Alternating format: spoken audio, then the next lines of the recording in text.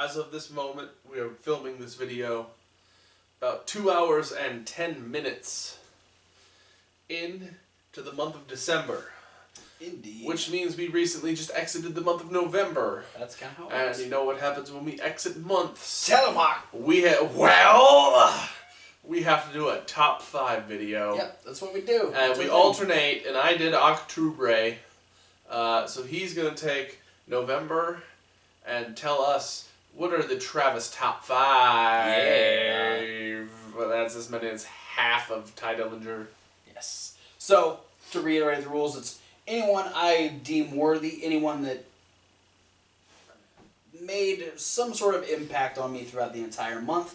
It can't be the following people, though, because these are the people that Kevin Hawk picked last month. So it can't be the Brian Kendrick. It can't be Hollow Wicked. It cannot be Alexa Bliss. It cannot be Shane McMahon / the SmackDown wrestler, mostly Shane McMahon. And it can't be Sasha and or Charlotte. Yes. So those people are off of the table. So, starting with number 5. 5. In a return to prevalence of this type of match, I kind of went your route with your number 1. You went the Hell in a Cell match with Sasha and Charlotte.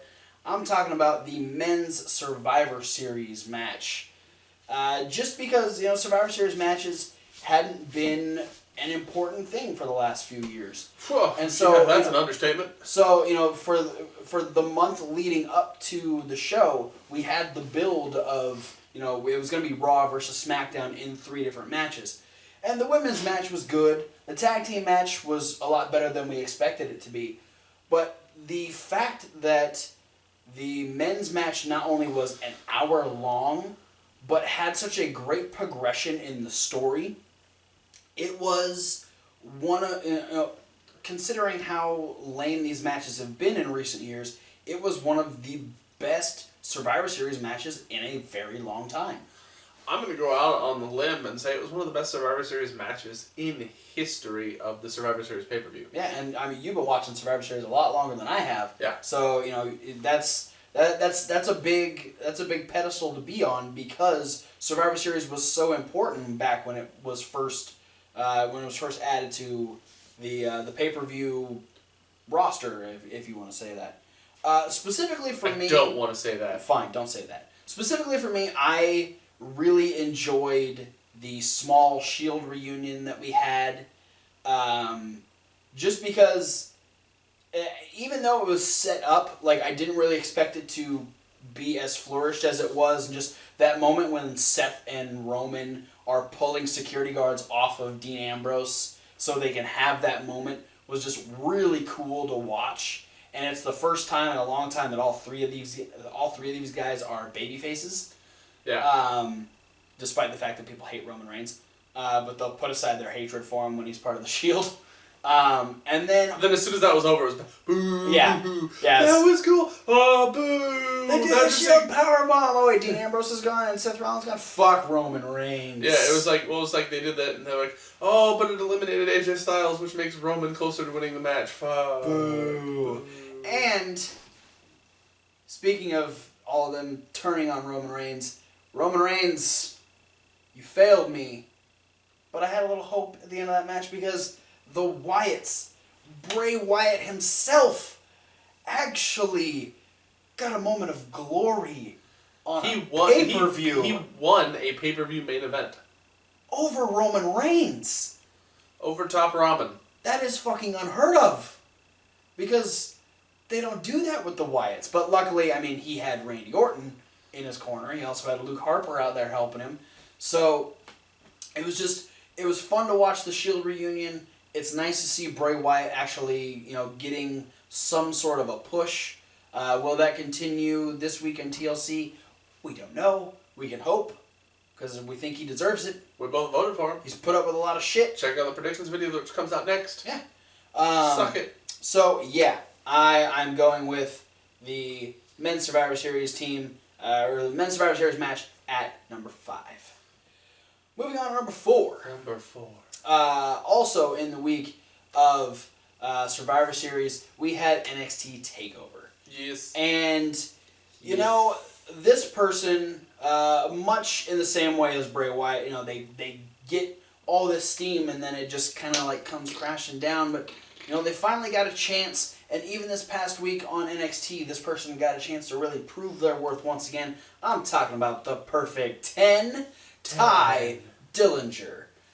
This guy, I mean, he is one of the most over guys on the roster, and yet really doesn't have anything to show for it, which is unfortunate.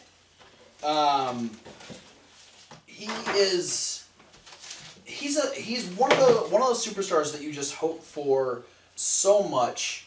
And this week, these last 2 times that he's gotten a chance to do something, he's really shown how much he's worth. And we talked about it on the midweek wrap up. We were kind of expecting him to maybe show up in the Royal Rumble, and it'd be nice to see him in that upper echelon with on one of the biggest shows of the year, one of the most exciting shows of the year, because that's what this guy does. He excites the crowd. Over here. I'm trying to talk over you. It's kind of working. I know what you're looking for. I believe it's in the little one. If you have a little one over there. I did. It's not in there.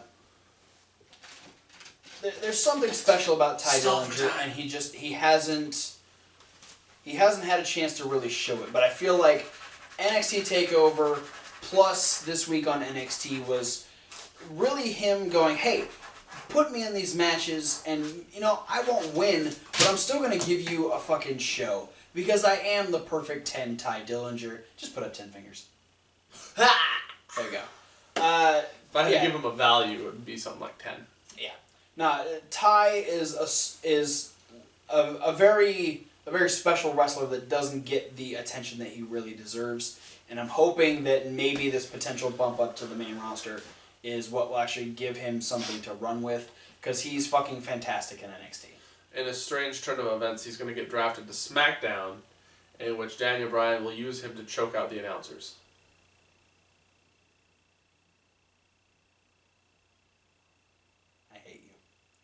Moving on, number 3. Going to a different promotion, because just like the rest of this year, women's wrestling has been a very big focal point in the world of wrestling.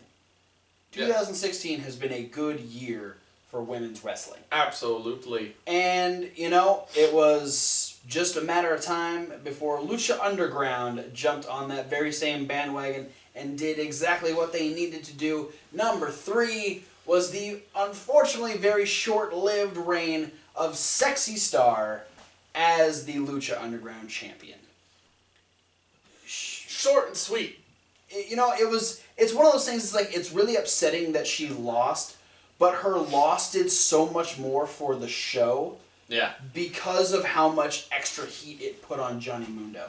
Yeah, and we have it on a champion that people... I mean, not to say that Matanza wasn't, over one way or the other. Yeah. But it's a champion that's a heel that people want to actually see lose. Yes. Where I don't think that, in Matanza's case, I don't think the crowd really cared whether Matanza won or lost. Yeah. They just realized his matches were going to be, super violent. Yeah.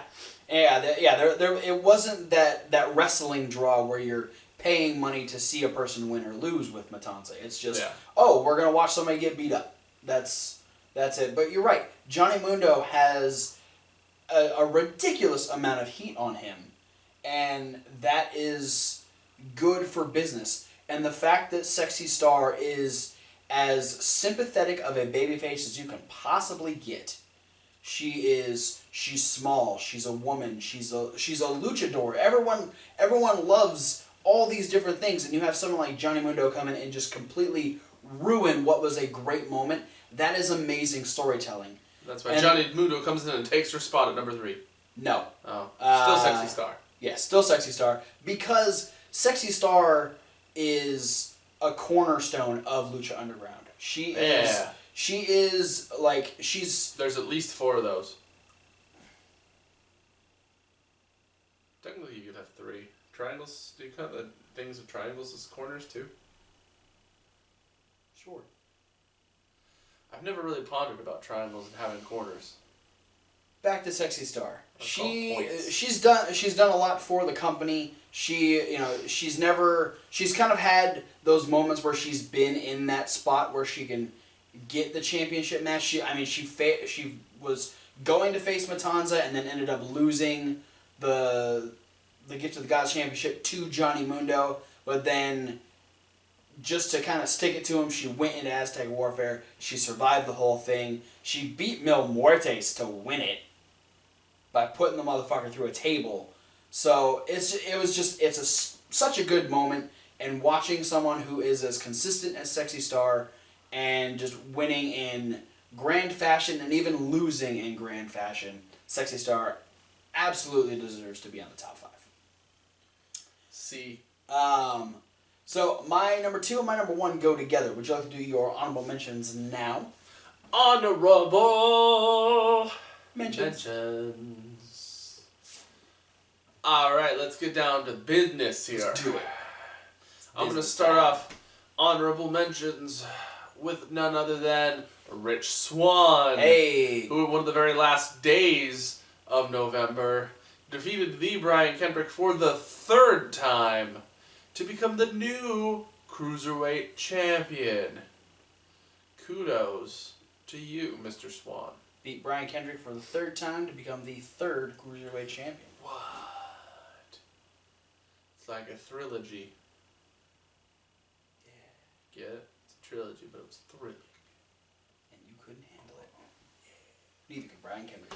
I'm also going to nominate The Undertaker. Oh, shit. For making his first appearance on TV since WrestleMania, when he beat Shane McMahon's ass at Hell in a Cell. Yeah. Even though Shane McMahon basically beat his own ass. Yeah. And then Shane McMahon still got the job that he was fighting Undertaker for. Yeah. Strangely enough. Interesting. Oh, how the mighty have fallen. But, it's The Undertaker, and when he shows up and cuts a promo and whips Team SmackDown into shape, he gets results because they ended up winning at Survivor Series. And, he threw out that shocker, WrestleMania is not going to define me. He's back to take souls and dig some holes. Yeah, I think it was the other way around. It's regardless. More emphatic. Digging holes and taking souls. Yeah, there you go.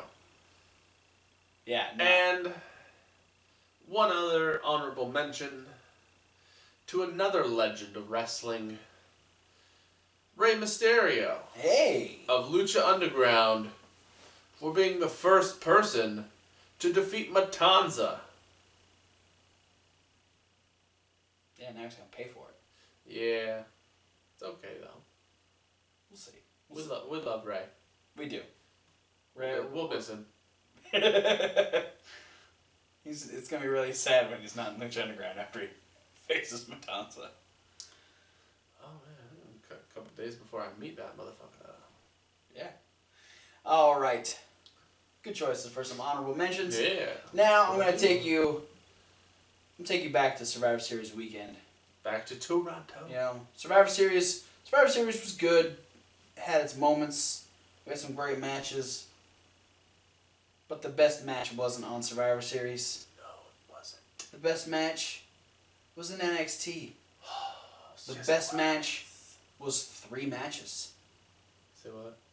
The best match was the 2 out of 3 falls between my number 2, the former NXT Tag Team Champions, The Revival. My boys! Your boys. I'm sorry. The 2-time NXT Tag Team Champions continuing to prove just how fucking good they are. They are the best thing for tag team wrestling right now. The fact that they can go fast-paced indie style and still feel old school. They are one of the most perfect combinations of a tag team we've seen in a long time. And we've been touting that since we first saw them on NXT as jobbers.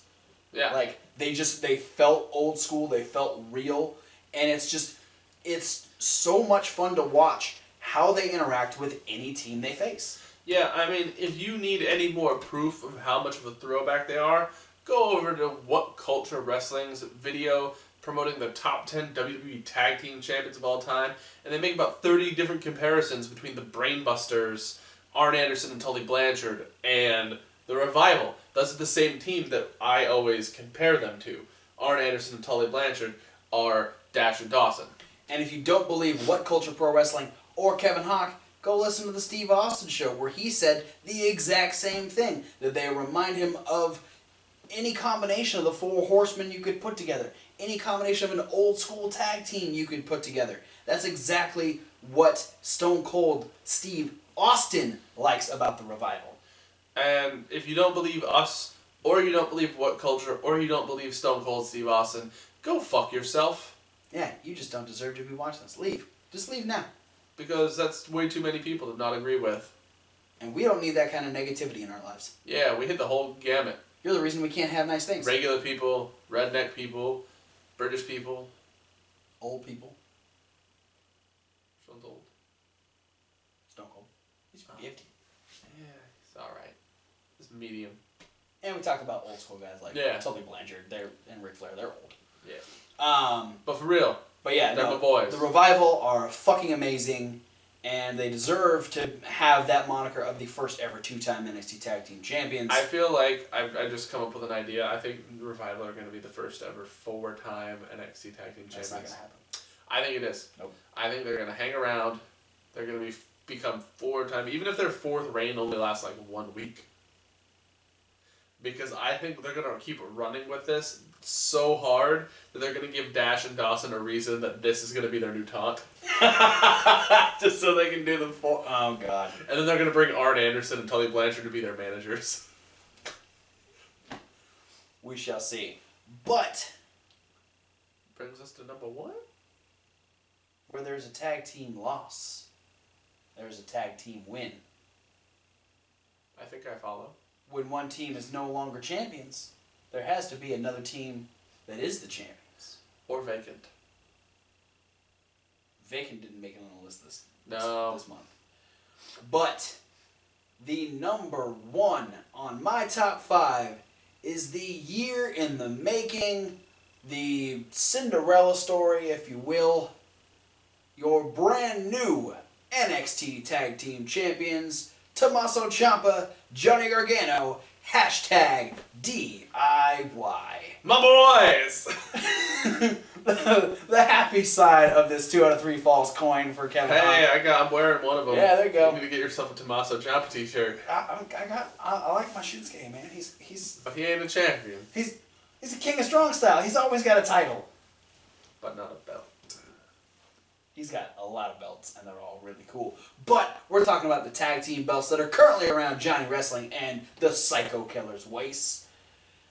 Holy shit. Like, these guys a year ago, I was surprised. Oh my god. Johnny Gargano and Tommaso Ciampa are on NXT, and they're going to be in the Dusty Rhodes Tag Team Classic. Yeah, that's and the fucking fact that cool. they got the huge, ginormous, phenomenal, unbelievable, undeniably epic upset victory over the front runners to win the entire tag team tournament. Tyler Breeze and that other guy. Bull James. Yeah. Sexy indie suspenders. God damn it. Just the fact that they even made it to the second round in the first one, that says that WWE was already like, okay, we can do something with these guys. That was Triple H saying that. Yeah. Don't give the umbrella the credit. The company of NXT. No, Triple H knows who to push, how to push. When to push. He has... How hard to push. He has an amazing formula down in NXT. And the fact that a year later, we are now saying that, sure, Johnny Gargano and Tommaso Ciampa didn't win a second time in the Dusty Rhodes Tag Team Classic, but a week later, they ended up winning the NXT Tag Team Championships in the best wrestling match I've seen in a long time, the best wrestling match of the entirety of Survivor Series weekend. Hell, I'll even throw Monday Night Raw, SmackDown, and NXT following that in there. That's a lot of wrestling, and one match that was about roughly a half hour long is what took the whole fucking cake. We can put over the Revival as much as we want because it's a double perspective coming from where you're saying the Dusty Classic, because the Revival and last year's Dusty Classic were like the dark horse team that no one expected to get as far as they did. Right. And really, that's when they came out of their shell and became like, that's the next team to watch. And guess what? They became 2-time tag champions. Yeah, and hell, I mean, even Johnny Gargano and Tommaso Ciampa had an amazing match against the Authors of Pain. Yeah. Like, they had an awesome match that ended up being ruined by the Revival, which led to this amazing match that we had. And, the Revival, we say that, you can put them against any team and make that team look good. But you don't need to make Tommaso Ciampa and Johnny Gargano look good because they are really fucking good. They are. And you match that up with a team like the Revival, you get a winning combination that garners so much attention and so much love and respect for these guys, and the top 2 spots on my top 5 because that was professional wrestling at its best. So thank you DIY, thank you Revival for giving us that match. The only thing I can do is say I watched your match, I loved your match, and I put you on my top 5. I can't really do much else to show my thanks for how good that match was. But y'all fucking deserve it. And I'm really excited to see where DIY goes from here as the tag team champions. Well, the Revival's going to have a comeuppance. We're at least going to get one more match out of these 3 out of 5. Best of 7. In one match. I'd watch it. Best 4 out of 7. An entire episode of NXT. Iron Man tag team match. Hell yeah. Book it. That's it for my top 5 for the month of November. Thanks for watching, guys. Don't forget to like, comment, subscribe all over the place. Yeah, click all the links down there. You know what to do. There's podcasts, there's social medias, there's all kinds of stuff. We got extra videos this week. Follow me on Snapchat. Because you can. It's down there. We also have predictions coming out this Saturday for this Sunday's TLC. The wager's a doozy. We got all of our reviews from this week. Talking about the stuff leading up to TLC. Talking about the beginning build to Roadblock. All that stuff. What's happening in the indie world. We got finales. You know where you can find all that? Is there a list that plays, possibly?